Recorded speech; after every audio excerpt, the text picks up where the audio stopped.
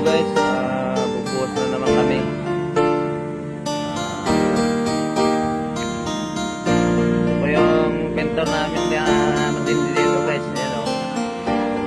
Ayan guys.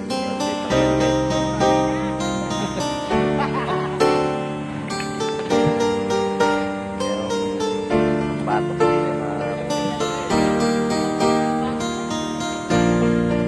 kaya pag may magpagawa sa inyo dyan guys, message lang kayo sa page ko.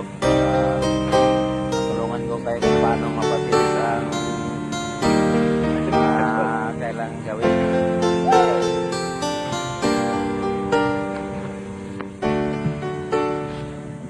Ito naman sila guys, bubuhos naman sila dito guys.